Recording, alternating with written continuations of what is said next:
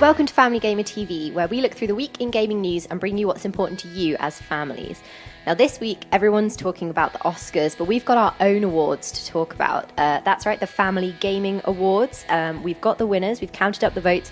We had 3,300 and something votes in all from our family viewers. So that's really, really impressive. Lots of people care about making their favourite games known. We had the 7 categories as well, and I've got the winners in this envelope here. So we've counted up all the votes, and now is the moment to find out who has won. So the overall winner is Wii Sports Club Golf, which got 291 votes overall. So that is roughly 10% of the votes. This is a significant portion.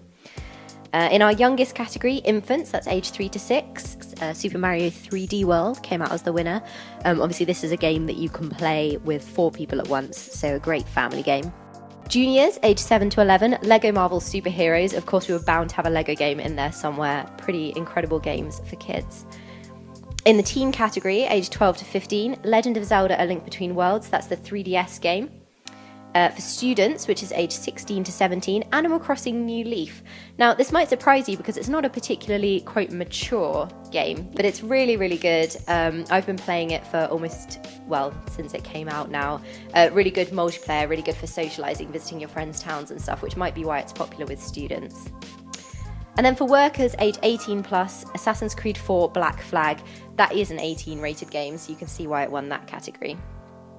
For parents, The Last of Us was the winner. We've done a couple of videos on The Last of Us. A really great game for parents because of the kind of core theme of the game, which is about the relationship between Joel and Ellie, a kind of paternal relationship. And then finally for grandparents, our overall winner, Wii Sports Club, was the winner there. Now, speaking of awards, the BAFTA have also announced their nominations for the gaming categories. Now, they've got 17 categories, so a few more than us. But the BAFTA awards are really important to think about because obviously they do film and television as well. It really puts games in the context with other arts. Has a wide reach as well, you know, everyone's heard of the BAFTAs. So these 17 categories range from things like best game to mobile and handheld, and even things like categories for the people who've worked on the games themselves, so for performers. Now, particularly interesting to us is the family category, obviously, so I just thought I'd let you know what games have been nominated there. You've got Rayman Legends, pretty obvious one. Brothers, A Tale of Two Sons, maybe not so obvious. That's I think it's an indie game that's been proving popular with critics, but maybe not as well known with other people. It's about 2 brothers who and then go on a journey to help one of their parents, and you control each brother with a different analog stick on your controller, so it's a really interesting control mechanism for the game. Other nominations are Tearaway, obviously a really good game for families, Animal Crossing New Leaf, again with all the multiplayer and stuff. I visit my sister's town all the time, she comes to mine, it's really good for families. Super Mario 3D World, that's another obvious one, Mario's always good. And then, unsurprisingly, of course, the last nomination is Skylanders SWAP Force. We would have been quite shocked if that hadn't been in there.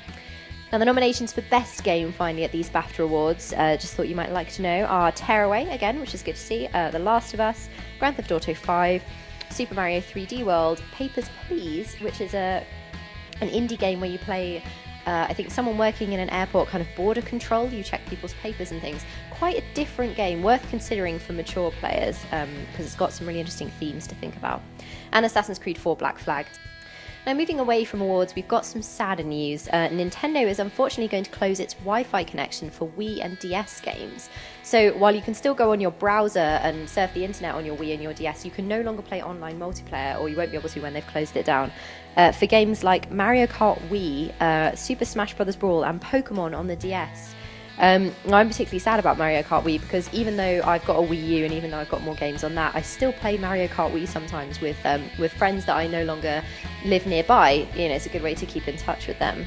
Given the fact that some games like, for instance, the Lego Movie video game, the Lego Marvel Superheroes game, have been coming out on almost every platform except for the Wii, it feels like families might be feeling the pressure to upgrade from the Wii to the Wii U. Now, in happier news, we've just found out today that Fez, which is a really, really popular indie game that came out, I think quite a few years ago now, is now coming to Sony consoles. So it originally came out on the 360. It's now coming to the PS4, PS3, and the Vita. Now, this game is particularly interesting because while it looks like a simple 2D platformer with a little kind of pixelated character who can run and climb and stuff. Soon after you get into the game, you find out that you have the ability to rotate the game world. So you're still technically playing in 2D, but the shift of perspective from shifting the world around means that you can jump to areas you couldn't reach before and things like that, which turns it into more of a puzzle game. And now there are also more complicated puzzles than that and secrets hidden away in the game as well. Now, I've nowhere near discovered all of them, but there are so many levels to the game that it's really great for people to play together. You know, you've got the basic platforming, but then maybe you need to get a friend in or a family member to help you with some of the puzzles. You might even need to go and get a pen and paper and work it out like that. So it's a really good game, even though it's not technically multiplayer, for people to play together. So one to consider for families. Now, when it comes out on the PS4, it's going to use the light bar and things. It's also going to have cross-save across all 3 of those platforms. So if you get it on PS4, you can save it, carry on playing it on the Vita, on the bus, things like that. Now, moving on to more specific news in the world of Minecraft, Notch has been tweeting recently that he's disappointed that he couldn't leak a particularly juicy news story that somebody else has been trying to leak for him. And that is that they're working with Warner Brothers to make a potential Minecraft movie. Now, given that Warner Brothers made the Lego movie, and that was a huge hit, and also given how similar Minecraft is to Lego, this could potentially be a really, really awesome thing. If they get the story nailed down right, they get the comedy in like they did with the Lego movie, this could be huge. On the Pocket Edition side of things, the 0.9 update that should be coming relatively soon. Some of the team members have been tweeting about it. We're going to get new biomes, which means new blocks. And one tweet in particular shows quite a few of these new blocks. It looks like we've got some new wood types, some carpet colours, and some flowers and things. Now, you'll remember from the video review I did of PC Update 1.7.2, these are some of the things that were introduced to the PC in that update. So it's good to see them coming to the Pocket Edition, even if we'll have to wait a while for it. Now, speaking of Minecraft, if you or your kids like watching Minecraft videos on YouTube, I know my younger brother and sister do this all the time, but you want to make sure that you don't come across videos that are inappropriate, that have swear words and things in them. There's a new app called Vidz.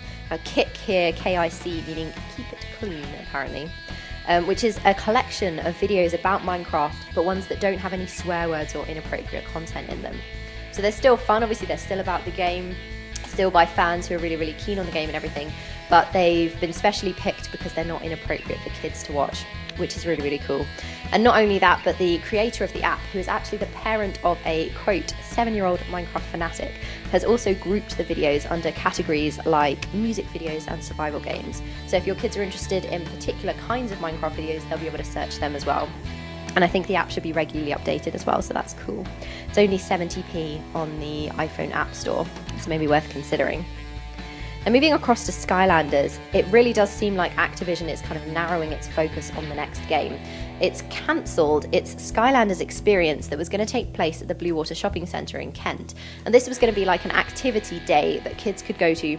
You paid for a ticket, but you got to do things like take part in quests, hunt for clues, and go through an obstacle course as well. So it sounded like it would be quite a big deal. They probably would have made quite a lot of money on the tickets as well. But the fact that they've cancelled it makes me think that maybe they're focusing their attention, maybe they're planning something big for the announcement of the next Skylanders game, which they've said is coming later this year, given that they didn't say anything at the New York Toy Fair. In more Skylanders news, there's a new figurine coming exclusively to Game. The Ipswich store, I think, has tweeted a picture of the Enchanted Light Core Star Strike figurine, which is going to be available from the 14th of March. And this one is particularly cool because, as you can see in this picture from the Skylanders forum, its hood changes colour from white to blue, which is pretty awesome. Now, if you are a Skylanders collector and you like news about new figurines and things like that, you might be interested to know that we're giving away some of the red Junebug figurines, the exclusives from the New York Toy Fair. We've got 4 to give away. We're giving away the first this week. So check out our other videos for news on how to enter the competition. You'll have to identify all the different Skylanders that are on display at the show, so nothing too tricky. And that's everything for news this week. So we'll go on to the charts. Now remember that we sort these by PEGI rating. Now that's age appropriateness, not difficulty. So in 3+, we've got top of the 3+ category, FIFA 14, as always. That'll be top until FIFA 15 comes out. Gran Turismo 6, which wasn't in there last week, but it's back up now. It's actually forced Donkey Kong Country Tropical Freeze down. That was in 2nd place in this category last week. It's now in 3rd. In the 7+ category, at the top, of course, the Lego Movie video game. It's no longer first of the overall charts, though. That is now Thief, which is a new entry that came out this week. And second in the 7+ category, another new entry, Plants vs. Zombies Garden Warfare. That only came out on the 360 and the Xbox One, so it's a Microsoft exclusive. And then third, LEGO Marvel Superheroes, so LEGO is still doing well there. In the 12+ category, again, we've only got one game in the whole of the top 40 charts, and that's Tales of Symphonia Chronicles, which also came out last week. In the 16+ category, typically Call of Duty Ghosts, WWE 2K14, and Lightning Returns Final Fantasy 13. These were all the same as the ones last week, except that the last two have switched places. And finally, in the 18+ category, Thief, which is new this week. As I said, that's new out. It's top in this category. It's top overall. Battlefield 4 and Assassin's Creed 4 Black Flag, both old games. Interesting, though, they've pushed Grand Theft Auto out of those top 3, though it's still 11th overall in the charts. And moving on to games that are coming out this week, on the 7th of March, which is this Friday in the UK, Pac-Man and the Ghostly Adventures for the 7+ category. That's coming out on PC, Wii U, 3DS, PS3 and 360. So another one that's coming out on previous gen platforms for Sony and Microsoft, current gen for Nintendo, so not coming out on the Wii. That's a 3D platforming game featuring Pac-Man. Also in 7+, Phineas and Ferb Quest for Cool Stuff, which is a Nintendo exclusive coming out on the Wii U, the 3DS, the Wii, thankfully, and the DS. And that's another platforming game featuring Phineas and Ferb. Moving up to the 16+ category, so there's nothing coming out in 12. I'm probably not saying this right. Atelier, Isha, and Logi. Alchemists of the Dusk Sky. That's only coming out on PS3. It's a Japanese RPG. They tend to favour the Sony consoles. And finally, in the 18+ category, South Park and the Stick of Truth, which obviously was going to be an 18+, very mature themes in that game, based on the TV series, the cartoon. That's coming out on PC, PS3 and 360, so not current gen, but previous gen, which a lot of people presumably still have. And that's an RPG with comedy elements. And that's all for the games that are coming out next week. Finally, we've just got a couple of things to announce, and that's competition winners. So the first is the winner of the Big Gaming Bundle prize from the Family Gamer Awards, and this goes to Zoe Hopcroft. So everyone who voted got put in a hat. Zoe's name got pulled, so she's going to win that Big Gaming Bundle. The second prize is for the Disney Infinity Sorceress Apprentice Mickey, which I mentioned a couple of videos ago. That's the Disney Infinity figurine, obviously, and that goes to Mark Friedman for his YouTube comment. So we'll be in touch with the winners to give them their prizes. Now remember, check out our other videos if you want to know how to enter the competition for the Red June Bug. For everything else, make sure you subscribe to the channel so you can keep up to date. If there's anything that you want to tell me about, news tips for next week, let me know in the comments. And be sure to let us know who you think should win the BAFTA Awards. We'll let you know when we get the results in. Thanks for watching. I'll be back soon.